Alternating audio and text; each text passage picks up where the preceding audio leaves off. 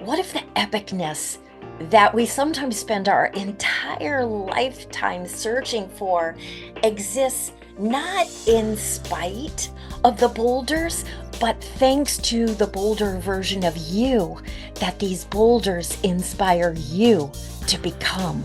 Often, when we least expect it, life thrusts us into the role of the reluctant hero or hero in our own story.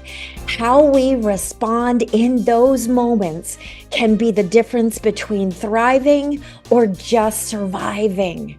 We believe that our story will be determined by how we dare to answer one burning question: how to choose to live. Join us as we explore the mindset shifts, innovative strategies, and captivating stories from my own life experience and those of my truly epic guests. So let's get this started. Whoa, welcome to today's episode of How to Choose to Live. And as you know, this is where we're going to go freaking deeper than just those life hacks or how to get rich in about 5 minutes sort of hacks. This is where we really want to go to that deep question of what inspires us, what makes us who we are. And so today's guest is someone that I am so excited about, that we actually just happened to cross paths, and his story is so impactful and powerful that I just had to share it. So please help me welcome Caleb Campbell.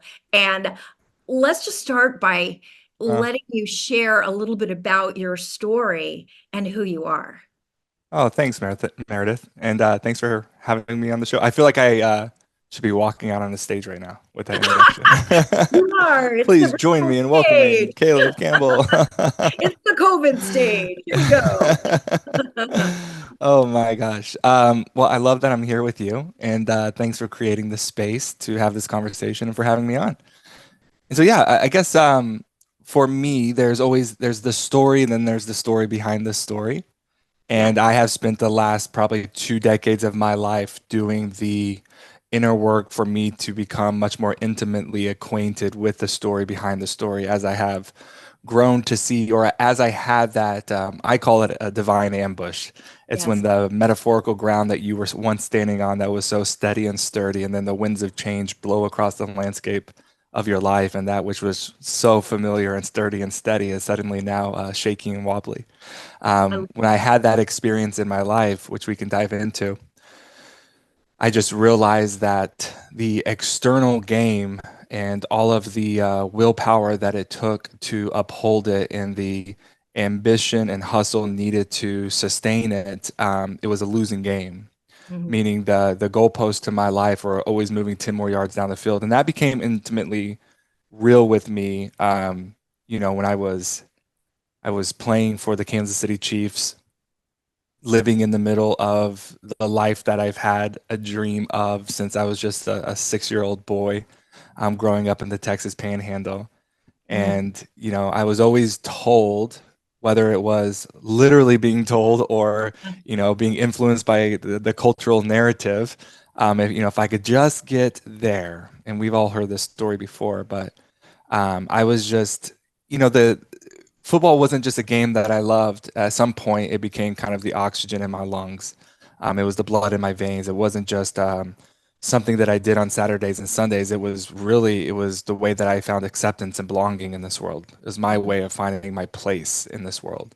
And so Mhm. when I got into the NFL, and I remember I was playing with the Kansas City Chiefs, and my time in the NFL was a little bit of a tumultuous journey just because I also graduated the United States Military Academy at West Point. And so if you're familiar with West Point, then you might be familiar that you have to serve a minimum of a 5-year service obligation as an officer in the United States Army. Well, my sophomore year at the academy, I was one of the top collegiate football players in all of college football in my position. And so I started getting a lot of press, and a lot of different NFL scouts started coming around and just started to ask, like, if Caleb gets, selected in the NFL draft, is he able to go and play? Yeah. So the Department of Defense, my sophomore year at the academy, created this new policy that would allow service academy graduates from West Point's Air Force or Naval academies to play and serve simultaneously. And so I became the second player out of the history of West Point ever to get drafted, Mhm. and also the first player ever given the permission to play and serve simultaneously. But then on the day of my first NFL contract signing, the Department of Defense decided to reverse that policy. Essentially said it no longer exists. And I'm talking minutes before signing my first NFL contract. And so I had to go back and serve for about 2.5 years. And after serving for 2.5 years, I was able to keep the dream alive. And then I got a new NFL contract, made my way back to the NFL. And that's when I was bouncing around the league for a few years from Detroit, Indianapolis to Kansas City. And inside of the NFL, I often say that the NFL's ecosystem applied just enough pressure to my life that all of the deep childhood woundings that I had, such an uncanny ability since I was just a young boy to internalize and compartmentalize and to use it as fuel and as ambition. I was the guy that was kind of driven by the just wait and see, I'll prove you wrong, or I'll show you kind of mentality. And it served me really well. It served me really well. But the problem with holding on to your pain as a source of motivation is eventually the pain that you hold on to eventually leaves you sick as well. And so the NFL was this ecosystem with just enough pressure and expectations that I couldn't hold together this facade that I had perfectly curated over the years as a survival response. And it kind of just started to crumble apart. Mhm. And all through my NFL career, it was one step forward, two steps back, one step forward, two steps back, because I was just battling all of this internal chaos that I didn't have the tools, the awareness, or really just the knowledge on how to work through that in a healthy way. So I was coping in really unhealthy ways, which eventually took a toll, heavy, heavy toll on my performance and my morale and self-confidence and self-esteem. And so I'm at the height of my success because I can't even enjoy it Yeah. because I'm spending all of my energy just trying to survive it. Right. I say all that. So I got into Kansas City, and practice is your currency as an athlete, as an NFL athlete. Like everybody watches games on Sundays, which are important, make no doubt, but the way you get to a game on Sundays, you practice damn well. Mhm. And so as a player, practice is where it all begins, and everything about practice is filmed, right? They're watching every single move that you make. And I remember having one of the best practices of my career in the NFL, and this was a big deal, right? And so Mhm. after that practice was over, I was excited to go watch the practice film with the team at the team meeting, like you do Yeah. after every practice. And sure enough, I saw myself up there on that big screen, and coach, he paused the film and he was like, "Campbell, great hit. Campbell, this is why we signed you. Campbell, keep it up. The great work. You don't show too many emotions in the NFL, Right. other than the obvious one, anger. But Yeah. like a little boy in a candy store, I was smiling on the inside from ear to ear because again, Yeah. this is everything that I have been working for my entire life. And then I remember coach, he dismissed the team for that day and everybody else went home. And I stayed seated because I was just taking it all in. And Mhm. the longer that I sat there, the strangest, like I started to have this visceral experience of like realizing that externally I had just reached the goal, but internally I was still profoundly empty. And I could feel that. And again, I'm not a self aware person, but I could feel like just this emptiness pervading over my life in that moment, or into my life in that moment. And I just had this realization that, it wasn't then, but I went home and I remember sitting I'm all over the place, but just bear Mhm. with me. I was sitting on a couch in my big empty living room, just realizing that I was just a shell of a man from who I thought I was going to be, living in a shell of a life from what I thought I was going to have. And I just in that moment knew that I was playing a losing game. Like Mhm. this is the external game. This is the game, the accomplishments and the achievements, the titles and the accolades, the facades, the posturing. This is all of the energy had gone into this game of life. And it was just, for me, it wasn't sustainable. And I was kind of getting into that point where I knew if something didn't change and change soon, it was only a Let me matter of hop time. in Yeah, let me yeah, hop yeah. in I'm one just second rambling. Hop because in, this please. is so what you're sharing, I Yeah. think is so golden and really invaluable for you all who are listening here because this Caleb what you are so beautifully articulating is that from my experience, either my own or from what I see with Hmm. the clients that I coach or the audiences that I speak to, is we arrive on this planet very trusting and optimistic, Mm. and we look at the people who have been here a little bit longer, and we basically are asking them, how should we live? Yeah. How should we live to be happy, to be successful, whatever the heck that means to us, right? Usually we adopt what they say. Well, let me tell you what success is, right? And so they give us this kind of formula that, Hmm. to And the your roadmap. point exactly, is very externally based. It's Yeah. like it's all based on ducks, right? They forget the very most important first duck, right? Which Yes. is Yeah. our identity, who we are. And see, you hit the pinnacle. Yes. And this is why you're such an inspiring example, is because you, quote unquote, did everything, my word is epically. I mean, you just went out there and you surpassed expectations. You made adapted the rules so that you could get in there and do things. And you still there somehow, as human beings, we are just kind of wired to say, yeah, but there truly is more. And Yeah. now that you've lived this huge, spectacular version of someone else's life Yeah. vicariously through you, Mm. who are you? Yeah. What are you going to focus on? And what do you want your life to mean, so that you can look back and feel like you've truly lived? And Yeah. this is so important, what you're talking about, Caleb. Well, thank you. And I agree with everything you said. So beautifully said. There are a lot of different, if you look at Carl Jung or like, Richard Rohr is a Franciscan priest who is a hero of mine, or there's a lot of different poets like Rilke and Rumi, and they talk extensively on kind of the concept of the first half of life and the second half of life. And there is nothing like the first half and the second half have nothing to do with like age, right? Yes. You don't turn 40 or turn 50 and now step into the second half of your life. Everybody has a first half and everybody has a second half, but very few actually live out their second half of their life, because the challenge is there comes this moment in time. Again, oftentimes it can be explained as the boulder Yeah. or the divine ambush. Like there is some sort of, Richard Rohr would say that the gateway, the doorway into the second half of life is the byproduct of some sort of loss. And it could Yes. be the loss of a loved one unexpectedly, it could be the loss of a job, or it can be more of a metaphorical loss, a loss of a reputation, a moment of just great suffering. This becomes the doorway for us to step into the second half of our lives. And the second half of our lives is less, the way that I always describe it is, I could talk for hours on the second half of life. And more importantly, the liminal space, that threshold that you have to cross over, the in between space between what once was and what will be, because that in between space is where the magic happens. But the second half of life is, it's less of a survival and more of a participation. It's less of a hustling and more of a dance. It's Yeah. less of a strive and more of a flow. It's Yeah. just a different way of doing life, and we're all being invited into experiencing what I would call, and what so many other people before me would call, the second half of lives.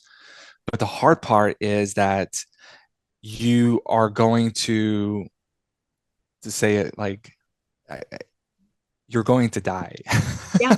Yeah. And Yeah. it's, I don't like to use the word ego death because I don't necessarily believe in that, but it's all of the ways that you have found love and belonging and acceptance, all of the way that your identity has been, wrapped up in something outside of yourself. And it's like a stripping away of Yeah. all of these pretenses that you have built in an identity and a life around. And that's just, it's a painful experience. And I say all of that to quickly finish that story is, when I got to the end of, when I was in the Kansas City Chiefs experience, I knew that if something didn't change, it changed soon. It was only a matter of time before I would become another statistic on the evening news with the way Yeah. that I was coping. And so through a really strange series of events, I moved to Canada. I became a janitor of an organization. I slept on the basement floor of their boiler room for the next 5 years of my life. And every day I woke up and I cleaned bathrooms, I changed light bulbs, I washed windows. I did anything and everything they asked me to do. And I did it in exchange for free therapy so that I could start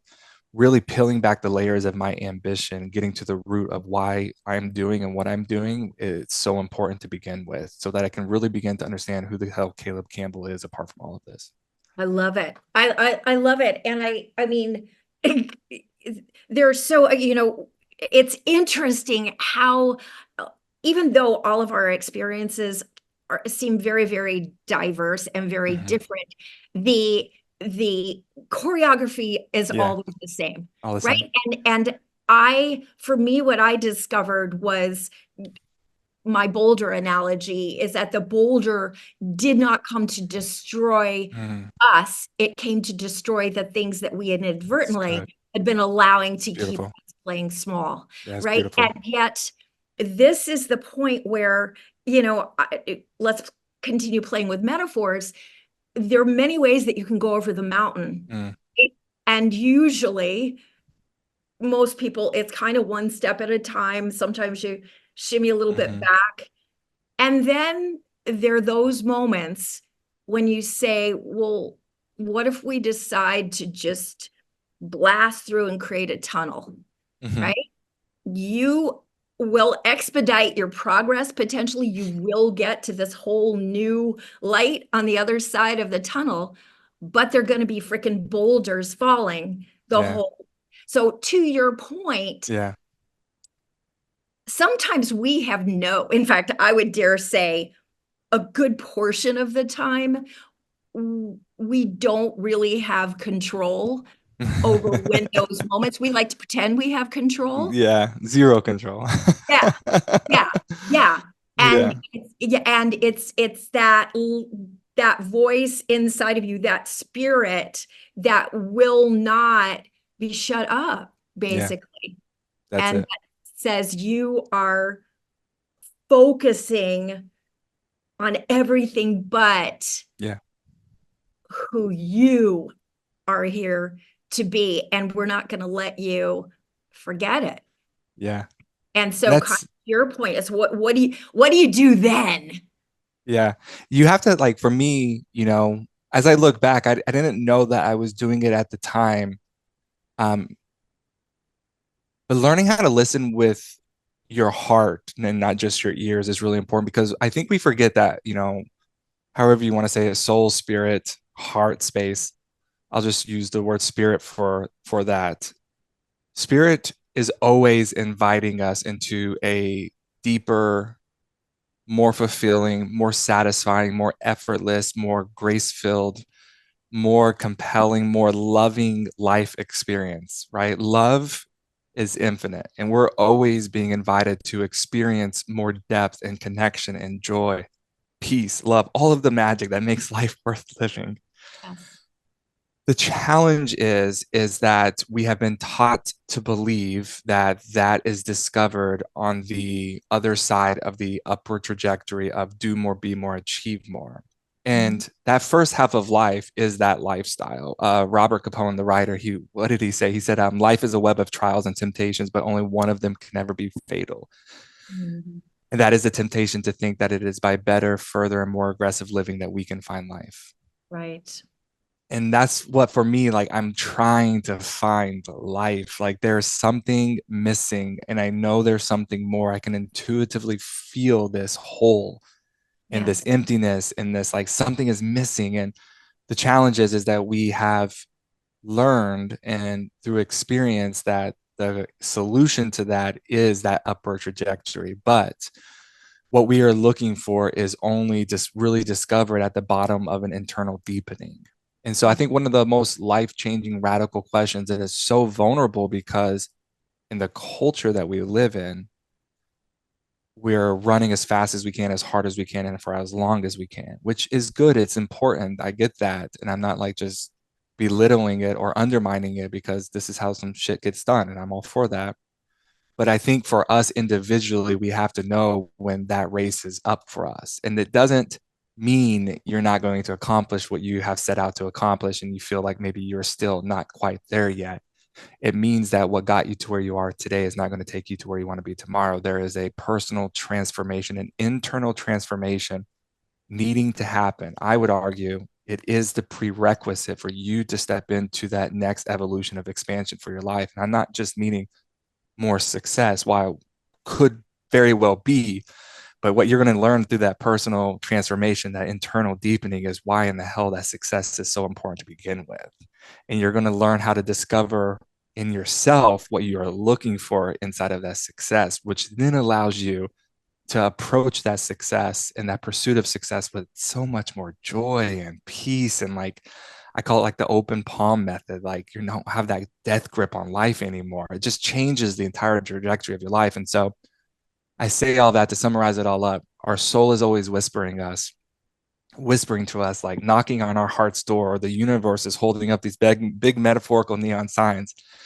The challenge is oftentimes we have been taught to respond to the soul's whispers in a way that's counterproductive. Meaning, if you feel an emptiness, if you experience a big betrayal, or if you experience a massive disruption in your life, we don't see that as a soul's whisper or the universe's invitation to step into a deeper experience of life, as much as we see it as an obstacle to overcome. And so we pull ourselves up by our bootstraps. We look at ourselves in the mirrors and we say, don't be weak, get it together, be resilient. And we Yes. do more, and we hustle more, and we work harder. And it is no coincidence that the Times Magazine is calling, this decade or this era the great exhaustion, right? Because we're the type of tired that more sleep doesn't solve, because we're ignoring the invitations to go deeper within ourselves, within love, within connection, within joy, like to go deeper into the present, versus spending all of our energy trying to get to some metaphorical point that actually doesn't exist. Right. Yes. And so this is the big transition that has to happen. And, for me, and this is the hard one for high achievers, something was always missing. And I was just so convinced that if I just achieved more, made more, got there, then that would satisfy this inner ache that something is missing. It was a profound moment for me, Meredith, when I realized that something is missing is actually, it was my soul's voice whispering to me not to do more, but to go deeper. Yes. Like not to overcome more, but actually to be more still and to start really learning how to live life differently. Yes, I love that. And there's, oh my gosh, Caleb, there's so much in what you just shared, and it's really interesting because a couple of things that it really brings up for me. Gosh, I don't even know where to start with this, but no, I mean, no, there's so much Great. good stuff. So for me, aligned with you, and it's just, again, as you're listening to this, hear what different paths we've had, Caleb and I have had, and people for thousands of years before us. And yet, as we humans try to like untangle this whole thing and create a care and feeding manual that might help us in our next step forward, it comes back to simplicity and soul. And why is that so hard? It's almost like we feel like it has to be, that can't be the right answer because it can't be so obvious. It has to be more difficult. And for me, for example, a couple of things. One thing that just it really brought up for me is that there were two really significant incidents in my life that intellectually I knew that I should forgive. I should feel more, right? I like, I'd read the books, listened to the gurus, but my heart was not feeling it. And I just felt I couldn't find that authenticity. Caleb, one of the most profound lessons for me from that boulder, and I should mention, if you watch or watched, listened, either way, to the first episode, you know that my daughter survived something that going back thousands of years was unsurvivable. Oh, And yet, as I sat in that chapel, I had this huge revelation, and I describe it like that moment when you walk out of your front door. It's this beautiful morning. There's dew on all the leaves, and you're just staring around, and you take one more step, and all of a sudden, where there was nothing before is the spectacular, perfect spider web. mm, And you know that when you take one more step, you'll no longer be able to see it, but now you know it's there. And so for me, that moment was it's good. sitting in this chapel, That's good. and I got this huge, like, oh my gosh, those terrible moments, some of the most brutal moments that I could not forgive and I could not feel grateful for, because they but because we have this duality thing going on, right? We have these moments that you allude to that are so spectacular, they take our breath away, right? But do we learn most from that moment, or from the partner moments that are so painful that they knock the wind out of us and they make us let go of things that no longer serve us? They make Hmm. us ask new questions. Yeah, that's a good And one. it's this duality that creates the movement that's in, to your point, Caleb, more that true north, Yeah. whatever that true north is for us. And as I sat there, I realized that if I had not experienced those freaking horrible, I would not have been so pissed that Hmm. I went out and I dove into even more. How did some people face these insurmountable boulders in their own life and come out as bigger, bolder versions of themselves? How do I answer the questions that I don't even know that if I've asked yet? And it got me on such a different path that by the time this boulder came plummeting down on my daughter, Mm, I was the type of woman that I needed to be in order to be beautiful.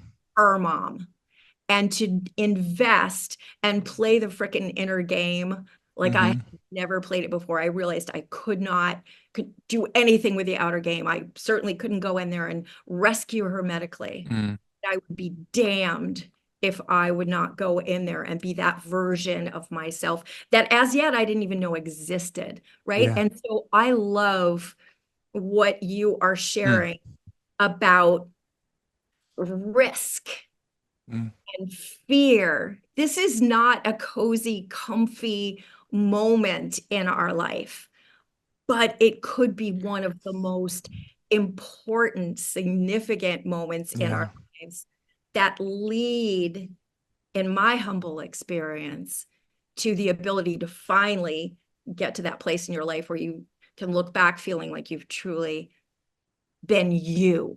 Yeah. Does that make sense? It makes total sense. Thanks for sharing that. That's so beautiful and just so much courage. So much courage. Like I have a 2.5 year old daughter, and my wife and I are expecting a baby boy in a few weeks. Woohoo. And I'm just kind of like envisioning myself, God forbid, if something ever happened to them. Like just what you did is so beautiful and courageous, Meredith. Thank you for sharing that with me. Well, thank you. And at the same time, uh, what you did, I mean, to step away Hmm. from the NFL and say, I love you, thank you, been there, done that. I'm going to go discover what it means to be me and to be Yeah. willing to go out there and be someone who that stereotype masculinity, hey, I'm all about the outer game, Yeah. just make me bigger, stronger, and to be willing to step out, to be the inspiration to Mm, say, I don't care whether you're man or woman or puppy dog, it yeah. comes down to there's more. There's more. There's I can't remember who it was. Maybe Teresa de Avila um, said something along the lines of, we cannot live. Look it up real fast. we cannot live in a world that is interpreted for us by others. An Yes. interpreted world is not a hope. Part of the terror is to take back our own listening, to use our own voice, to see our own light. Yes. That, Yes. that's the work. And it's just, it goes along with, Mary Oliver's, if you are a Mary Oliver fan, or if you're not a fan, The Journey, her poem, The Journey, it's just such a beautiful depiction of what we're talking about, because she talks about how, like, one day you knew what you had to do, and so you left that familiar home and you started to walk out into that unfamiliar territory. And even though there was, I'm paraphrasing here, even though there was like a great storm ahead of you, and the bushes beside you and the trees in front of you were falling down, even though you could hear the voices behind you saying, mend my life, mend my life, mend my life, you continued to move forward at all costs, saving the only voice that you can save, and that is the one which you can call your own. And that's just such a it's such a vulnerable, and I always have such a heart for people who have gotten to this place in life of knowing, like, especially folks that are like uberly successful and they've accomplished the goals and they've reached the dreams, but they're still courageous enough to say, like, something is still missing. Yes. And I know that more success is not synonymous with more fulfillment. So how do I move forward in this season of my life? Oh, I love that. Because I love yeah, that. yeah, I love that. I love that. And I want to play with you yes, with an idea for a second. So I was actually on LinkedIn, someone kindled this idea where they were talking about ageism, right? And I'm gonna be turning 64 on July 4th. stop. Oh yeah, heck yeah. And so I'm a wise woman sitting here. Yes. Um, and so, we're living a little bit longer than we used to live, right? So, I mean, when people are talking about different phases of our lives, there normally wasn't a lot of time to phase into, right? And so now, what if rather than having that time when we're, worker bees and we're accumulating to your point, and then the sharp contrast is retirement. Now, this is all from the outer game Yeah. perspective, right? Retirement, engaged, right? Go, go, go. What if instead, I mean, to me, the idea of retire, I'm a wordy and I hear that word and I think that just means to get tired over and over again. I have zero Yes. interest in doing that. But what if we could start cultivating this kind of fulfillment phase in the middle, right? Where we really Mm, now encourage each other to move from that, go out there, go, go, go, produce, and whatever age this happens at, to then get the guidance, get the support. We've hmm got so much wisdom around us available. You cited so many incredible resources. I know for me, I did not get here alone. It's from the mm, wisdom of others, hmm the pain of others, the courage of others, the risk and fear of others. Yeah. And so if we can do that, if we can give ourselves permission, because one thing that I loved among the many things I've loved about what you said is that, yes, we have to get to a point where we give ourselves permission to risk hmm and have it not quite immediately blossom, but maybe what some people would call fail, and then say, okay, let's iterate, mm, risk. hmm Oh, it's not quite there yet, but the next one will be, and then risk. And oh, wow, I discovered what I didn't expect to discover, but I did discover that I am this uniquely brilliant version of me, and that mm, is enough. yeah. And that is my destiny. And to me, that's part of this whole, and I don't really say it from a religious perspective at all, but it's that concept of ask and it is given. Even Mm, in business, I've had people say, "Do you know why I said yes?" And was usually like, pray because you tell. asked. And I'm like, yeah. Because you ask. Yeah, that's good. Because you ask. And Mm-hmm. I think that in some ways our spirit Mm-hmm. is asking. And for me, if we had hours and hours to go on, I would share with you that there's part of me that believes that this crazy boulder is part of my Mm-hmm. daughter and my ask Mm-hmm. to be given the gift of being allowed to go out and impact more people at a deeper level. So That's the beautiful.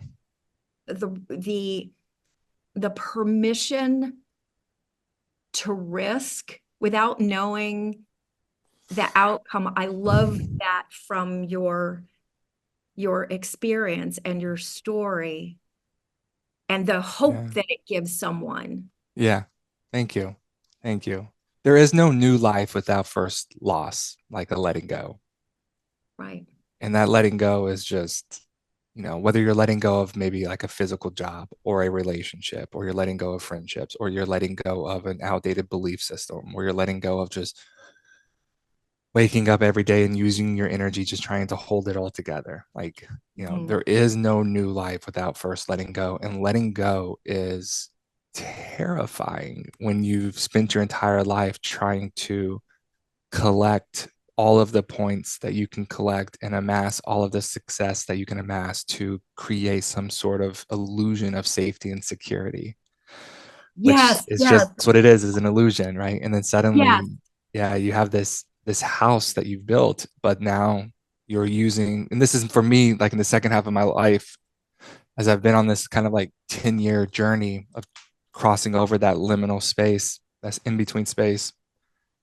I'm just kind of like, even when I'm like, is success still important to me? Hell yes. Is hard work important? Yes. But the energy behind how I do everything is changed. yes. Meaning I've spent the whole first half of my life trying to get there. So the entire energy system used was either brute willpower, Mhm. or it came from a deficit. It came from a scarcity Yes. energy. And I have a painful lesson that I've learned is the energy that you start with is the energy that you always finish with. Yeah. And it doesn't matter how much you accomplish in the in between space. The energy that you start with is the energy you always end with. And that's why we can conquer the world or finish our to-do list and still feel like it's not enough. We're not enough. We've never done enough. We've got to do more and more and more. I The love it. change, yeah, the change that I would say like in the second half of life, if for me, it's like the energy in which I do everything from, or that I try to be really intentional and that I say I don't obviously do it perfectly, but I dance with it much more with much more grace and awareness is I'm already there. Yeah. There's no like I'm already there. My starting point, and this is something you can't read in a book. You can't memorize this. You can't hear this in a podcast. You've got to experience this yourself. And this is on the other side of your own internal deepening, your own soul work. Is the ground that I've been trying to attain my entire life by hustling more and doing more and achieving more. My God, it's the ground that I've been standing on this entire time. But I was never still enough to see it. Yeah. And in the stillness, right, when all of the facades fade away, when all of the pretenses are stripped away, when you're facing your fear that you've used and internalized as and sourced as ambition and motivation, when you're healing the pain and the grudges that you've been holding on to that can fuel your source of inspiration, when you start looking under the underbelly of your life and start really kissing those very tender parts of you with the, sorry, the poetic side of me, kissing them with the lips of compassion and grace, like, and you start to heal. And you really start to heal. You start to see that what you have been looking for this entire time has truly already been within you this entire time, right? It was Saint Francis of Assisi. One of my favorite quotes. He says, "You can't see what you're looking for because what you're looking for is doing the looking." Like what? Yes. Yes. And that's the magic that unfolds in the second half of life. And so I don't build my speaking business on the back of willpower anymore. I don't want to play that game because I don't want to sustain this on willpower. My questions are where, and you can't just jump into this because I often think about me saying this to somebody that's working a 9 to 5 corporate job, right? you've got shit to do. There's a reason why they pay you what you pay you. But for me, I have worked tirelessly to get to the point where I am today. And where I am today, it's not like, I don't ask the question, what am I supposed to do to build a speaking business, which most speakers will say, I've got to send out X amount of emails. I've got to do this. I got to do this. I got to do this and this. For me, it says, what feels like play? Yes. Where's my desire taking me today? And sometimes that means I go on a hike for half the day. Sometimes that means I sit down and I actually want to work. Sometimes that means I take a painting class because I can't paint for shit. Sometimes like it's what does desire want to take me? Where does play want to take me? What feels like play? And I found that the more I honor that part of me, it's almost like the universe. Real short story, Meredith. I did this for like about 3 months last year. I was really practicing this intentionally and I was trusting and it was terrifying because the engagements weren't coming in and I wasn't making as much money as I once was. I'm like, I've got a family. Like it was Yeah. terrifying, but I also knew like the gift of that was to see how much fear was actually lying dormant in my heart space. And so this was just this beautiful moment of vulnerability and tension that I could start seeing the parts of me that have been hidden under my hard work ethic. Yes. Yes. And I, out of nowhere, I remember just following play for a few months and I got an email. Meredith, when I tell you it was 3.5 minutes of work for $100,000. Wow. Wow. And it was like, oh, and it was out of left field, something I never would have imagined in my entire life. Like this would like never would have just imagined. Just they found me. They said this would be a perfect fit. Had some stuff to do on TV, 3.5 minutes of actual TV time. And they sent me a check for $100,000. And it was more like less about the money, which was awesome, by the way, but more of like, this is what it looks like to be in a healthy relationship with life. Yes. Yes. Yeah. And Yes. that's on the other side. It is so crazy that you mentioned that, and only because you mentioned that will I bring this up. And then I have two questions. Yeah, please. But I will bring this up because I shared with you that when I got the call that my daughter had been crushed by this boulder, I had to really figure out what I was going to make this mean. What was I going to focus on? And what was I going to make this mean in the context of everything, not just in my life, but in her life, based on the fact that experts were telling me that she's not going to survive this, right? Not going to survive this. And so we got back miracles, like things that there are called miracles are only because there's no, based on precedent, there's no rational reason why you would get that evidence, that result. But we started seeing miracle after miracle after miracle the moment that I decided to play this inner game to win.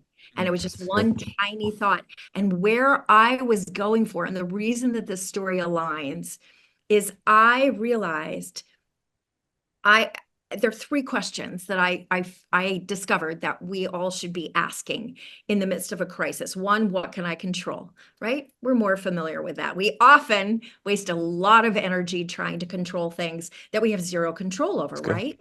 But the second question is, what can my mind believe? Now, that's a tricky question because our natural tendency is to say, okay, well, the world has to behave in a certain way in order for me to believe it. Well, what if it's more like Henry Ford, whether you believe you can or you can't, you're right.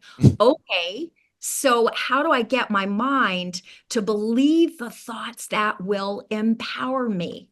Yeah. Oh, that leads to the third question, which is, what might I be assuming that is not necessarily true? And in that case, to assume that just because there was all this medical precedent, that must be true, that was an assumption that wasn't necessary because there I was on an airplane. At one point, that was not possible either. So where I began to look for one thought, just one tiny thought that felt a little bit better until I got to this place.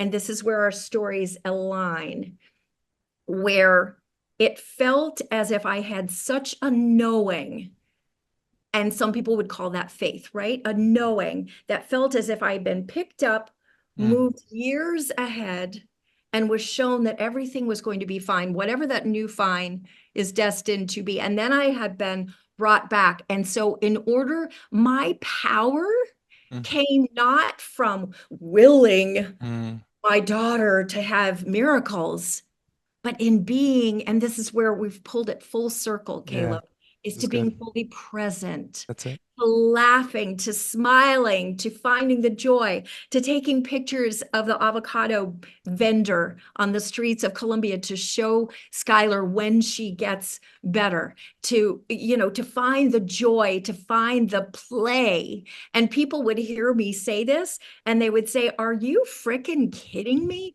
Your daughter is in the ICU and you're talking about joy and play?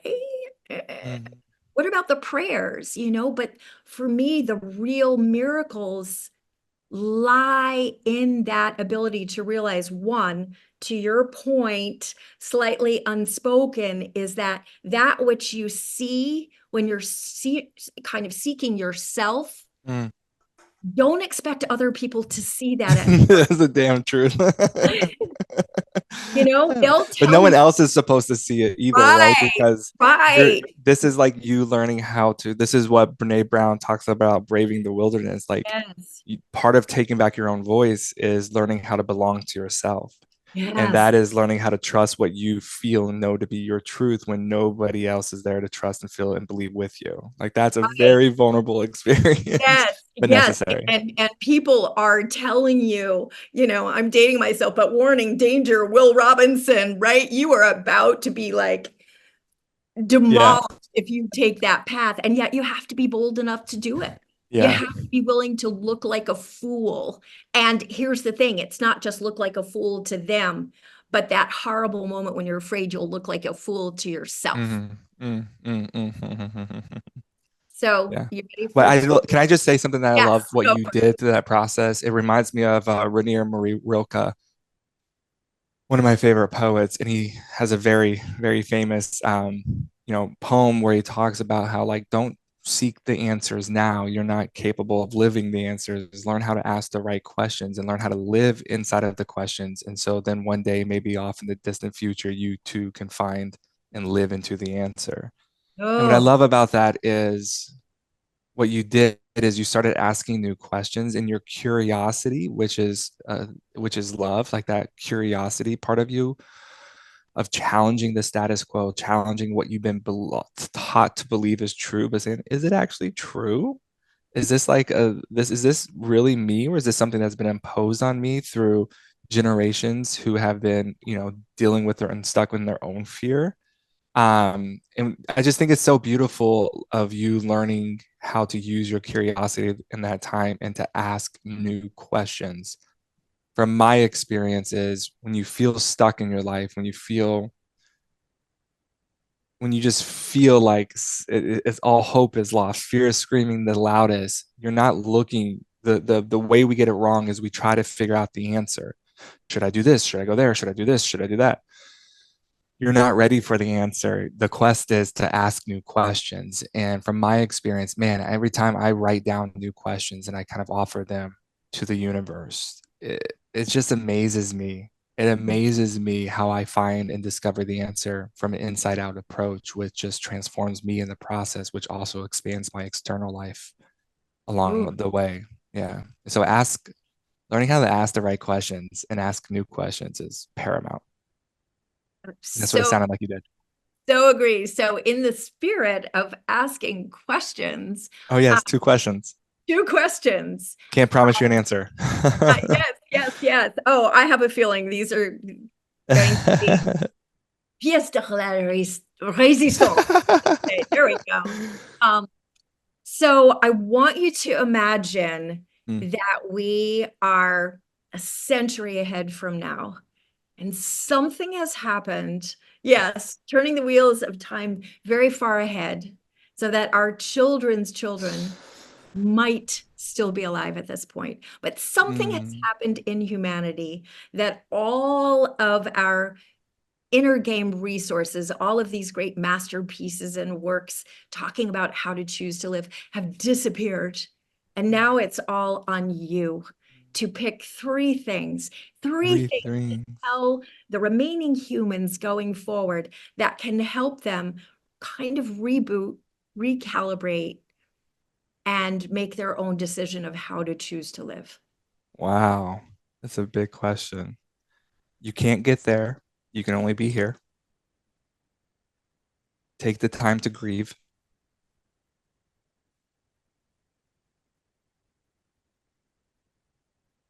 And you can't love your life while hating who you are. Ooh, Yeah. I love that. I love that. You see why he is here, you guys. Ooh, I love it. I love it. Okay, final question. Still in the kind of how to choose to live category.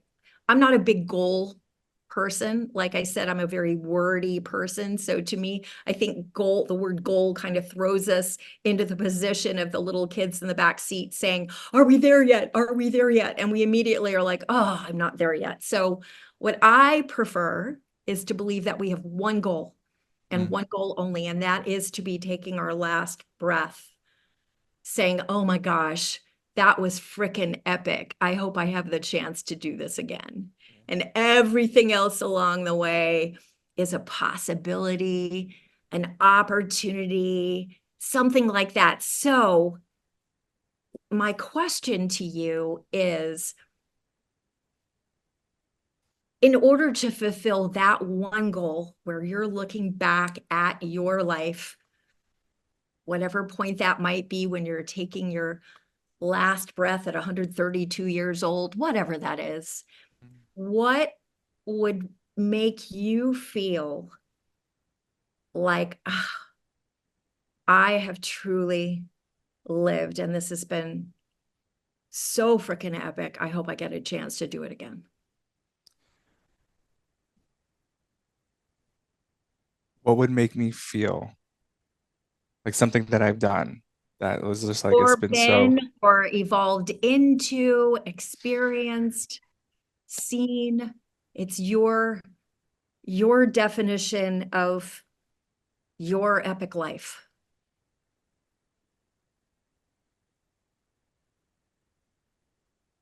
My definition of my epic life. That's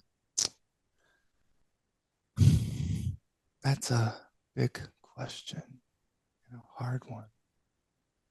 Say the question one more time. I want to make sure I'm actually hearing the spirit of the Sure. question. So if you Sorry, were, listeners. no, this is perfect because you know their brains are doing the same thing, right? So, Hmm. so the question really is, let me frame it a different way because we just talked about it's all in the question, right? So imagine, let's say that at this point you're in your 70s or 80s and you're surrounded by those you love and you're talking about mission accomplished. Mm. What would be maybe one thing that you would look back upon on your life and say, it's thanks to that that I can say without question that a big mission in my life has been accomplished? Oh, there's so many things that I could say to that. But this might not be the answer you expect.